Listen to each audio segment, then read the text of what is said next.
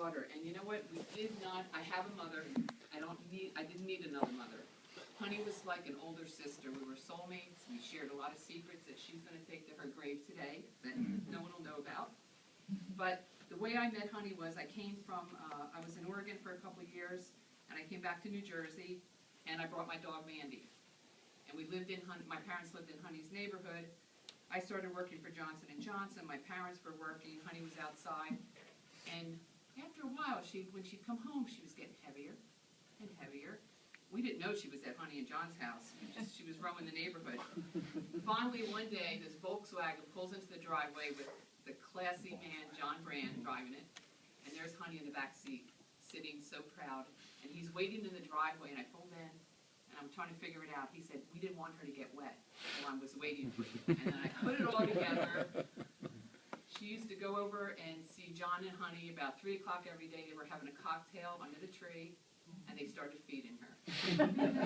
And my brother Paul in the back was a young boy at the time, and he said, you know what? I wish I could live at Honey's house. We eat spaghetti, veal bones, veal chops. She was eating beautifully. And it came, I think John had retired, or they were downsizing. There was maybe a little depression about the sadness of that, and Honey came into his life at a very good time, and he loved her.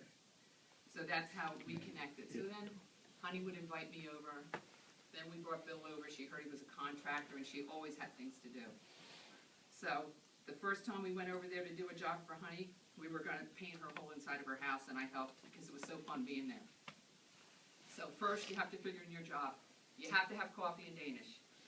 And Bill's like, I really got to work. Then you have to stop for lunch. Then there's cocktail hour. And he goes, Honey, can we have it at like 6? Let me finish. Okay, Bill. So cocktail hour at 6 o'clock. And when you were done with all her hors d'oeuvres, you weren't even hungry, but she had a full spread in the dining room. At the end of the night, John and her, and John was so classy. I have to keep saying how classy he was because he was a wonderful man. At the end of the night, she'd say, okay, Bill, how much do we owe you? And Bill would say, how much do you owe me? He said, do you know what you just put on for me all day long? You don't owe me a thing. And they used to laugh back and forth. So everyone has dined at her table at some point, I'm sure, in this room, or she's made you a birthday cake. I'm going to miss the birthday phone calls and birthday cards that slowly stopped going out, but she remembered everybody's birthday in her little calendar. And she'd call you up and she'd say, Steffi or whoever, this is Honey, happy birthday, good health, and may you live forever. That was always her last words. And then Honey's sense of humor. This is a good one. And I have to get this picture over here. And this is a true story. I asked Honey one day, Honey, how did you meet John? And she told me the whole story of blind date and all this, and she says, I'll be right back. She walked upstairs. She was probably 95, walking up a full flight. She came downstairs, and she said, this is John. I grabbed the picture. I said, boy, is he hot. And she goes, I said, I wish I was around then. And she looked right at me and said, you wouldn't have stood a chance. I swear, I just sat there and I went, okay. I went my back. And she was serious. She wasn't joking. But he was handsome. Okay, so that's Honey's quick humor. Okay, then a little, I'm not as organized as Pamela, but we do make a good team, don't we? Okay. The other thing with Honey, she had a lot of good common sense. You did not have to take the car keys away from her. She knew when it was time to stop driving. And she, like you said, she did everything with grace. Everything that happened to her, she just took it on. She said, Steffi, will you be able to take me places to ShopRite and different things? And I said, sure, because at the time my mother wasn't feeling well, and I was helping out in Cranbury. And I was telling Elaine today, God's timing is perfect because I was helping my mom and dad. Honey needed help. And so everybody was being taken care of in the same neighborhood. It wasn't that stressful. Then came a time where Honey was 99 years old in 7 months. She fell in her house, noted breaking nothing, how strong she was, but she had to go to rehab at the Elms. And I see Jerry. Where's Jerry? She roomed with Jerry's mother, who was hot stuff from New York City. We brought Frank Sinatra music in the room. It was wonderful. But then we got the bad news. Honey can't live alone anymore. And that was very sad. Me and Pam and Honey sat there with tears when the social worker said she can't live alone. So we cried for about 15 minutes, and then we had to put together a plan. So I talked to Honey that night. I said, Honey, we have to start interviewing people. She said, okay, Stefany. She She said, but how am I going to find somebody that will love me? And I thought, good point. You don't know. You hear all these stories. And I said, don't worry, it's going to work out. And I'm wondering the same thing, a stranger in her house. Well, we had a wonderful girl, and I don't see, I see Alma. There's Alma. She was at the Elms. Honey was in love with her. And Alma said, don't worry, I'm going to look at the girl that comes in. I'll let you know if she's okay. So we're going to trust Alma. So in comes Bernice. Bernice, you have to stand up, just for a second. Bernice was Honey's caregiver for 2 years and 7 months. And she came into the room. As soon as they start talking, they're both from Ghana. Boo, boo, boo. Okay. Alma went like this. But Honey's a businesswoman, and you don't go with the first person. Okay, you have to at least interview 3. So Bernice comes in the room. She was a little shy, and she's kind of talking, and Honey's asking her questions. And as she was leaving, Honey said, well, maybe I'll see you again. And Bernice looked at her, and she said, I just want you to know I will love you. And I said, oh, my gosh. But we still had to interview 2 people. So Honey, being the businesswoman she was, she interviewed one person that afternoon. The next morning, and she called me up. She said, Stefany, you got to come to the Elms once again. Right up the street, very convenient. I walked over. She said, do you have the phone number? We have to snatch up that girl that I met yesterday before somebody else gets her. That's what she was thinking, and she knew. And it was Bernice. And that worked out fabulously for her. So then we get her home. And this is another great Honey story. 5 days later, we have Hurricane Irene. I'm at my parents' house. Bernice and Honey are home. They're fine. My parents get flooded out of their house. It's 3 o'clock in the morning. They get rescued. I get rescued. Where are we going to go? I said, we got a key for Honey. I didn't want to try and deal with hotels. I said, we'll go to Honey's house. They're sleeping. I go in the house. We dry my parents' clothes on the couch. 7:30 in the morning, I go upstairs to see Honey. She goes, good morning. I said, Honey, I just want to let you know, my parents are in your living room. They're all dry. We got flooded out of our house.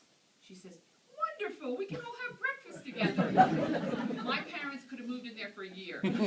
She came down looking beautiful. Bernice brought her down, and we had coffee and everything. She was happy. It was a party. So that was that. We have Alma. Okay. Give me just 1 second.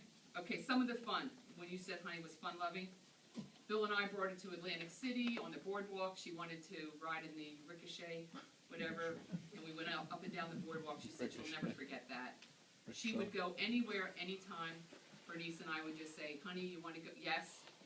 And when we would transfer into the car, and she was aching a little bit, she would look at me and Bernice and say, did I hurt you girls? Never, about herself. It was, did I hurt you? And we'd say no, and we'd get her in the car. And there was a secondhand store that I wanted to bring Bernice to so she could send things home to Ghana. Honey had to go in there. Everybody knows Honey's house with all her stuff. She'd take a little vase. Oh, I need that. And then had me show her clothes. She bought a couple of tops. Came home and washed them. But she was into everything. Then Point Pleasant. It was a beautiful October afternoon. Honey, you want to go down to the boardwalk? Sure. I really wanted to go. And yep, sure. Bernice, get her in the car.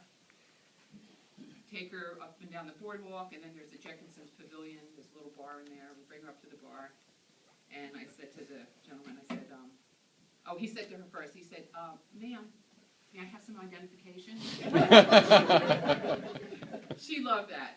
So she ordered her drink, and I looked at him, and I said, make it a good one. I said, she's 101.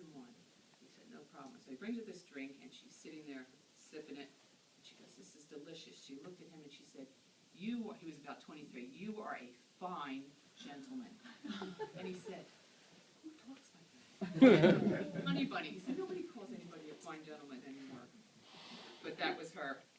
So one of her favorite things were at home, 7 o'clock Saturday nights, Lawrence Welk. We'd prop her in front, and we'd have to watch it Saturday at 7, Sunday at 4, all the same ones, and Sunday at 6. She loved that.